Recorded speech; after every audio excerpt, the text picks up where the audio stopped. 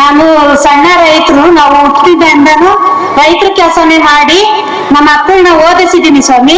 ದೊಡ್ಡ ಮಗಳು M.Com ಮಾಡವಳೆ, ಎರಡನೇ ಮಗಳು MSc ಮಾಡವಳೆ, ಮಗ B.Com ಮಾಡಿ ಟೊಯೋಟಕ್ಕೆ ಕೆಲ್ಸಕ್ಕೆ ಹೋಯ್ತವನೆ ಸ್ವಾಮಿ. ನಾವು ಹಾಲು ಕರ್ದ ಹಾಕ್ತಿವಿ, ತೆಂಗು ಬೆಳೆಸಿದೀವಿ, ಅಡಕೆ ಬೆಳೆಸಿದೀವಿ, ಮಾವು ಇದೆ, ತೇಗ ಐತೆ. ಎಲ್ಲತ್ರಲ್ಲೂ ನಾವು ಸುಖವಾದ ಜೀವನ ನಡೆಸ್ತಾ ಇದೀವಿ ಸ್ವಾಮಿ. ನಾವು ಭೂಮಿ ಕಿತ್ಕೊಬಿಟ್ರೆ ನಾವೇನ್ ಮಾಡೋದು ಸ್ವಾಮಿ? ಮುಂದೆ ನಮ್ ಜೀವನ ಹೆಂಗೆ ಸ್ವಾಮಿ? ನಮ್ದು 2 ಎಕರೆ ಐತೆ ಸ್ವಾಮಿ. ಅದ್ರಲ್ಲೇನೆ ನಮ್ಮ ಮಕ್ಕಳನ್ನ ಓದಿಸ್ತೀವಿ, ಹಾಲು ಕರ್ದಾಕ್ತಿವಿ. 250 ಲೀಟರ್ ಹಾಲು ಬರ್ತೈತೆ ನಮ್ಮೂರಲ್ಲಿ. ನಾವು ಸುಖವಾಗಿದ್ದೀವಿ ಸ್ವಾಮಿ. ಯಾವುದೇ ಕಾರಣಕ್ಕೂ ಭೂಮಿ ಕೊಡಲ್ಲ ಸ್ವಾಮಿ. ನಾವು ನಮ್ಮೂರಲ್ಲಿ ಕಟ್ಕೊಂಡಿದೀವಿ ಈ ಹೈನುಗಾರಿಕೆಯಿಂದ. ಮತ್ತೆ ರೇಷ್ಮೆ ಇದೆ, ತೆಂಗಿದೆ, ಬಾಳೆ ಇದೆ, ಹಾಗೆ ಬೇಬಿಕಾನ್ ಜೋಳ ಬೆಳೀತಾ ಇದೀವಿ ನಾವು. ಈ ಬದುಕನ್ನ ನಮ್ಮಿಂದ ಕಿತ್ಕೊಂಡ್ರೆ ಮುಂದಿನ ಭವಿಷ್ಯ ನಮ್ಗೆ ಇವಾಗ ವಯಸ್ಸಾಗಿದೆ, 45 ವರ್ಷ ಆಗಿದೆ. ಹಾಗೆ ವಿದ್ಯಾಭ್ಯಾಸನೂ ಇಲ್ಲ ನಮ್ಗೆ. ಈ ಜೀವನ ನಾವು ನಮ್ಮ ಭೂಮಿ ಕಿತ್ಕೊಂಡು ನಾವೆಲ್ಲೂ ಕಟ್ಕೊಳ್ಳೋಕೆ ಸಾಧ್ಯ ಇಲ್ಲ. ಅದರಿಂದ ನಾವು ನಿಮ್ಗೆಲ್ಲರೂ ವಿನಂತಿ ಮಾಡ್ತಾ ಇದ್ದೀವಿ, ನಮ್ಮ ಸ್ವಾವಲಂಬಿ ಜೀವನವನ್ನು ಉಳಿಸ್ಕೊಡ್ಬೇಕಾಗಿ ವಿನಂತಿ ಮಾಡ್ಕೊತಾ ಇದೀವಿ ನಾವು ನಮ್ಮ ರೈತ ಪರವಾಗಿ. ನಂದು ಒಂದು ಕಂದಾಯ ಗ್ರಾಮ ಹೊಸೂರು. ನಮ್ದೊಂದು 4 ಎಕರೆ ಜಮೀನಿದೆ. ಮತ್ತೆ ಟೋಟಲ್ಲು 250 ಮನೆಗಳು ಬರುತ್ತೆ. ಅದರಲ್ಲಿ 200 ಜನ ಮಾತ್ರ ಏನು ಕೊಡಲ್ಲ ಅಂತ ಹೇಳ್ತಿದ್ದಾರೆ, 50 ಜನ ಮಾತ್ರ ಕೊಡ್ತೀವಿ ಅಂತ ಹೇಳ್ತಿದ್ದಾರೆ. ಇದು ನಮ್ಮಲ್ಲಿ ಮಾವು, ತೆಂಗು, ಬಾಳೆ, ಸಪೋಟ ಮತ್ತೆ ಎಲ್ಲಾ ತರಹ ಬೆಳೆಗಳನ್ನ ಬೆಳಿತೀವಿ. ದಯವಿಟ್ಟು ಏನಾದ್ರು ಮಾಡಿ ಇದನ್ನ ಈ ಒಳ್ಳೆಯವರ ಪರವಾಗಿ ಯಾವುದಕ್ಕೂ ನಡೆಸ್ಕೋಬಾರ್ದು, ಇದನ್ನ ಎಲ್ಲೂ ಬಿಟ್ಟು ಹೋಗಿ ಕೇಳ್ಕೋಬಾರ್ದು ಅನ್ನೋದು ನಮ್ಮ ಉದ್ದೇಶ. 1 ವರ್ಷದ ಅಂಕಿಅಂಶದ ಪ್ರಕಾರ ಸುಮಾರು 71,000 ಲೀಟರ್ ಹಾಲನ್ನ ಹೊಸೂರು ಗ್ರಾಮದಿಂದನೇ ಕೊಡ್ತೀವಿ.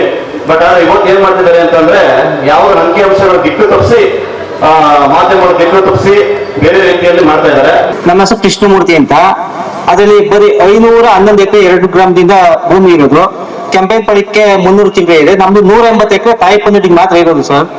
ಅದರಲ್ಲಿ ತಾಯಿಪನ್ನಡಿ ಗ್ರಾಮದಲ್ಲಿ 180 ಎಕರೆಯಲ್ಲಿ ಬೇರೆ ರಾಜಕೀಯ ವ್ಯಕ್ತಿಗಳು ಒಂದು 40 ಎಕರೆ ಭೂಮಿ ತಗೊಂಡಿದ್ದಾರೆ ಸರ್. ಅವರು ಈಗ ಆಲ್ರೆಡಿ DC ಇದಾರಲ್ಲ, ಅವ್ರ ತಮ್ಮರು ಇವರೆಲ್ಲ ತಗೊಂಡು ಅವ್ರ ಹೆಸರು ರಿಜಿಸ್ಟರ್ ಮಾಡಿಸ್ಕೊಂಡು ಅವ್ರು ಕೂಡ ರೆಡಿ ಇದ್ದಾರೆ.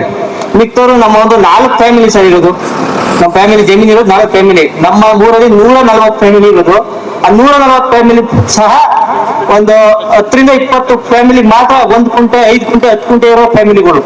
ಇದು 4 ಫ್ಯಾಮಿಲಿಗಳು 5 ಎಕರೆ 10 ಎಕರೆ ಇದ್ದಾರೆ.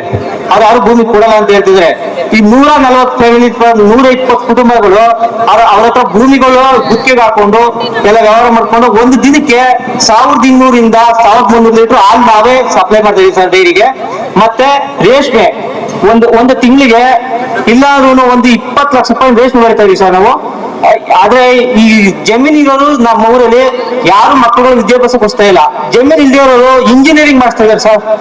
ಬೇರೆ ಹತ್ರ ಗುತ್ತಿಗೆಗಳು ತಗೊಂಡು ಇಂಜಿನಿಯರಿಂಗ್ ಸ್ಟೂಡೆಂಟ್ 4 ಜನ ಇದ್ದಾರೆ. ಒಬ್ಬ ಮೆಡಿಕಲ್ ಸೀಟ್ ತಗೊಂಡು MBBS ಮಾಡ್ತಿದ್ದಾರೆ ಸರ್. ಅದರಲ್ಲಿ ಇಂಜಿನಿಯರ್ ಸ್ಟೂಡೆಂಟ್ ಮಾಡ್ತಾರೆ ನನ್ನ ಮಗ. 2 ಇದ್ದಾರೆ ನನ್ನ ಮಕ್ಕಳು. ಅದು ನನಗೆ ಬಂದಿರೋದು ಬರೀ 1 ಎಕರೆ 10 ಕುಂಟೆ ಬಾಕಿರೋದು. ನಾವು 4 ಜನ ಅಂತಂದ್ವಿ ಸರ್.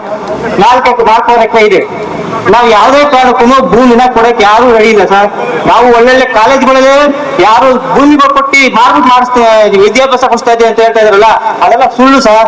ನಾವು ಕೂಲಿ ಮಾಡಿ ಜೀವನ ಮಾಡಿ ಎಲ್ಲ ವಿದ್ಯಾಭ್ಯಾಸ ಕೊಡಿಸ್ತಾ ಇದೀವಿ. ಊರಲ್ಲಿ ಭಾರಿ ಚೆನ್ನಾಗಿ ಅನುಕೂಲ ಚೆನ್ನಾಗೂ ಇದ್ದೀವಿ, ಎಲ್ಲ ಆರಾಮಾಗಿದೆ ಸರ್. ಹೈನುಗಾರಿಕೆಯಿಂದ ನಮ್ಮೂರಲ್ಲಿ 140 ಫ್ಯಾಮಿಲಿ ನೆಮ್ಮದಿಯಾಗಿದ್ದಾರೆ. ದಯವಿಟ್ಟು ಅಕ್ವೇಶನ್ ಯಾವುದೇ ಕಾರಣಕ್ಕೂ ಮಾಡಕ್ ಬಿಡಬೇಡಿ ಸರ್. ನಿಮ್ಮಲ್ಲಿ ನ್ಯಾಯಾಧೀಶರಲ್ಲಿ ಮನವಿ ಮಾಡ್ತಾ ಇದ್ದೀವಿ ಸರ್. ದಯವಿಟ್ಟು ನಮ್ಮ ಊರಿನ ಗ್ರಾಮಕ್ಕೆ ಪರವಾಗಿ ನಾನೇ ಕೇಳ್ಕೊತೀವಿ ಸರ್. ಹೆಣ್ಮಕ್ಳಿಗೆ ನಮ್ಮ ತಾಯಿಗೆ ನಾವು ಭೂಮಿ ಬಿಟ್ರೆ ಏನು ಗೊತ್ತಿಲ್ಲ. ನಾವು ದಲಿತರು 500 ಜನ ನಮ್ಮೂರ್ದು ಕುಟುಂಬ ಇದೆ. ಅವರೆಲ್ಲ ಅರ್ಧ ಎಕರೆ 1 ಎಕರೆ ಮಿಡಿಕೊಂಡ್ರೆ ಅವ್ರ ಸ್ಥಿತಿ ಏನಾಗಬೇಕು ಅಂತ ನಾನು ಕೇಳ್ತಾ ಇದ್ದೀನಿ. ಆ ಭೂಮಿ ಉಳಿಸ್ಕೊಳ್ಬೇಕಂತ ನಾನು ಕೇಳ್ತೀನಿ ಸ್ವಾಮಿ. ಅಂಗರಪಾಳ್ಯ 500 ಜನ ಅವ್ರೆ. 500 ಜನಕ್ಕೂ ಅರ್ಧ ಎಕರೆ 1 ಎಕರೆ 10 ಕುಂಟೆ 2 ಕುಂಟೆ ಹಿಂಗಾಗಿ ಅವ್ರು ಕೊಡಲ್ಲ ಅಂದ್ರು ಅವ್ರು ಬಿಡ್ತಾ ಇಲ್ಲ. ಏನೇನೋ ಅವರು ಮೈನಸ್ ಮಾಡ್ತಾವ್ರೆ. ನಾನು ಬೇಕಾಗಿಲ್ಲ ಅಂತ ನಾವು ಕೇಳ್ತಾ ಇದ್ದೀವಿ. 500 ಜನ ಇದ್ದೀವಿ, ಇಷ್ಟು ಜನ ಇದ್ದೀವಿ. ನಮ್ಮ ಸುತ್ತಮುತ್ತ ಹಳ್ಳಿಯೆಲ್ಲ ಲೆಕ್ಕ ಹಾಕೊಂಡ್ರೆ 500 ಜನ ದಲಿತರು ಬರ್ತೀವಿ. ನಮ್ಮೂರಲ್ಲಿ ಒಂದು 500 ಜನ ಇದ್ದೀವಿ. ನಾವು ಭೂಮಿ ಕೊಡೋದೇ ಇಲ್ಲ ಅಂತ ಪ್ರತಿಜ್ಞೆ ಮಾಡ್ತಾ ಇದೀವಿ. ಅವ್ರು ನಮ್ಗೆ ಏನೇನೋ ಬೈನವಾಸ್ ಮಾಡ್ತಾರೆ, ನಾವು ಕೇಳ್ತಾ ಇಲ್ಲ. ನನ್ನ ಮಕ್ಕಳನ್ನ 2 ಇಂಜಿನಿಯರ್ ಮಾಡಿದ್ದೀನಿ. ದನ ಹಾಲು ಕರ್ದು ಹಾಕೇನಿ. ಒಬ್ಬ BEd ಮಾಡವನೆ, ಒಬ್ಬ ಇಂಜಿನಿಯರ್ ಮಾಡವನೆ, ನಮ್ಮ ಅಣ್ಣ ತಮ್ದಿರು ಸುಧಾ ಬೇರೆ ಬೇರೆ ಕೆಲಸ ಮಾಡ್ತಾರೆ, ಬೇರೆ ಬೇರೆ ಭೂಮಿಯಲ್ಲಿ ಇರೋ ಭೂಮಿಯಲ್ಲಿ ರಾಗಿ ಬೆಳೀತಾರೆ, ಜೀವನ ಮಾಡ್ತೀವಿ. ನನ್ನ ಹೆಸರು ವಿಜಯ್ ನಿಶಾಂತ್ ಅಂತೇಳಿ, ಪ್ರಾಜೆಕ್ಟ್ ವೃಕ್ಷ ಫೌಂಡೇಶನ್ ಅಂತೇಳಿ ಪ್ರೆಸಿಡೆಂಟ್ ನಾನು ಕರ್ನಾಟಕ ಹೈಕೋರ್ಟ್ ಅಪಾಯಿಂಟ್ಮೆಂಟ್ ಈ ಕಮಿಟಿಲಿದ್ದೆ. ರೀಸೆಂಟ್ ಆಗಿ ಲಾಸ್ಟ್ ಇಯರ್ BBMP ಇಲ್ಲಿ BMC ಮೆಂಬರ್ ಆಗಿ ವರ್ಕ್ ಮಾಡಿದ್ದೀನಿ ಆಕ್ಚುಲಿ. ಸೊ ಮೇಜರ್ ವರ್ಕ್ ಮಾಡಿದ್ದೀನಿ. ಚೀಫ್ ಜಸ್ಟಿಸ್ ಯಾವ ಅಭಿಪ್ರಾಯವನ್ನು ಇವತ್ತು ಮಂಡಿಸ್ತೀರಿ? ಖಂಡಿತ ಸರ್, ಇವ್ರು ಕರೆದು ನನ್ಗೆ ಹೇಳಕ್ ಕೇಳಿದ್ದಾರೆ. ಸರ್ ಇಲ್ಲಿ ಏನಂದ್ರೆ ಇದು ಬರಡು ಭೂಮಿ ಅಂತ ಹೇಳಿದ್ರು, ಇದು ಬರಡು ಭೂಮಿ ಅಲ್ಲ ಅಂತ ಹೇಳಿ ನಮ್ಗೆ ಹೇಳ್ಬೇಕು ಅಂತ ಹೇಳಿ ರೈತರು ಕರೆದಾಗ ಅದನ್ನ ನಾನು ಬಂದು ನೋಡಿದ್ದೀನಿ. ಶೆಡ್ಯೂಲ್ ಸ್ಪೀಶೀಸ್ ನಿಮ್ಗೆ ನವಿಲು ಇದೆಲ್ಲ ಸುತ್ತಾಡ್ತಾ ಇದೆ, ಏನೋ ಫುಲ್ ಗ್ರೀನ್ ಆಗಿದೆ. ಆಮೇಲೆ ಹುಲ್ಲುಗಾವಲುಗಳು ಎಲ್ಲಾ ತರದ್ದು ಇದೆ, ಮರಗಳು ಇದೆ, ಒಂದು 10 ಲಕ್ಷ ಮರಗಳು ಇದೆ ಆಕ್ಚುಲಿ. ಸೊ ಎನ್ವೈರನ್ಮೆಂಟ್ಲಿ ಕೂಡ ಇದನ್ನ ಕನ್ಸಿಡರ್ ಮಾಡಬೇಕು ಈ ಜಗನ.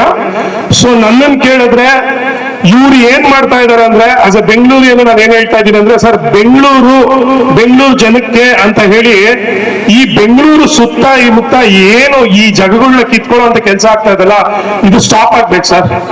ಬೆಂಗಳೂರಿನ ಕರ್ನಾಟಕ ಅಂತ ಹೇಳಿ ಟ್ರೀಟ್ ಮಾಡೋ ಈ ಮನೋಭಾವ ಇದೆಯಲ್ಲ ಸರ್, ಅದನ್ನ ಬಿಡಬೇಕು ಸರ್. ಈ ರೈತರು ಒಂದು ಹಸುನ್ ಕರೆದು ಹಾಲ್ ಕರೆದು ಅಥವಾ ಬೆಳೆ ಬೆಳೆಸಿ ಅವ್ರಿಗೆ ಜೀವನ ಮಾಡೋದು ಚಿಕ್ಕ ಜೀವನ, ಅಪಾರ್ಟ್ಮೆಂಟ್ ಅಲ್ಲಿ ಇಟ್ಕೊಂಡು ನಾನು ಕಾರ್ ಇಟ್ಕೊಂಡಿದೀನಿ ಅದು ದೊಡ್ಡ ಜೀವನ ಅನ್ನೋ ಈ ಕೀಳರ್ಗೆನ ಫಸ್ಟ್ ತೆಗೆದಾಕ್ಬೇಕು ಸರ್ ಆಕ್ಚುಲಿ. ಆಯ್ತಾ? ರೈತರು ಅವರು ಜೀವನ ಮಾಡ್ಕೊಂಡು ಅವ್ರು ಬೆಳೆ ಬೆಳ್ಕೊಂಡು ಮಾಡ್ಕೊಂತ ಜೀವನ ಇದೆ, ತುಂಬಾ ಒಳ್ಳೆ ಜೀವನ, ಅದನ್ನ ನಡ್ಸ್ಕೊಳ್ಳುವಂತ ಜೀವನ ಕೊಡ್ಬೇಕು. ಇಲ್ಲಿ ಯಾರ ರೈತರು ಭೂಮಿ ಒಂದ್ ಮಿಂಚು ಕೊಡ್ಬೇಡಿ. ನಾವ್ ಯಾವ ಬೆಂಗಳೂರವರು ಇಲ್ಲಿನ ಖಾಲಿ ಮಾಡಿ ಅಂತ ಹೇಳಿಲ್ಲ, ಕಿತ್ಕೊಂಡು ಅಲ್ಲಿ ಕೊಡಿ ಅಂತ ಹೇಳ್ತಾ ಇದ್ರಿ. ನಾರ್ತ್ ಕನ್ನಡನ ಇವ್ರು ಉದ್ಧಾರ ಮಾಡಿದ್ರೆ ಎಲ್ಲರಿಗೂ ಜಾಗ ಸಿಗುತ್ತೆ. ಎಲ್ಲ ರೈತರು ಬೆಂಗಳೂರು ಸುತ್ತಮುತ್ತ ನೆಮ್ಮದಿ ಇರ್ಬೇಕು. ಪ್ಲೀಸ್ ಬೆಂಗಳೂರು ಡಿಕಂಜೆಸ್ಟ್ ಮಾಡಕ್ಕೆ ಪ್ಲಾನ್ ಮಾಡಿ, ಇಲ್ಲಿ ಎಲ್ಲರಿಗೂ ತೊಂದರೆ ಮಾಡೋದು ತಪ್ಪುತ್ತೆ. ನಾನು ರೈತರ ಪರವಾಗಿದ್ದೀನಿ, ನಿಮ್ಗೊಂದು ಸೋಷಿಯೋ ಎಕನಾಮಿಕ್ ಸ್ಟಡಿ ಕೂಡ ಮಾಡಿಕೊಟ್ಟು ಇದು ನಿಲ್ಸುವಂತ ಕೆಲಸ ಮಾಡ್ಕೊಡ್ತೀನಿ. ಧನ್ಯವಾದ.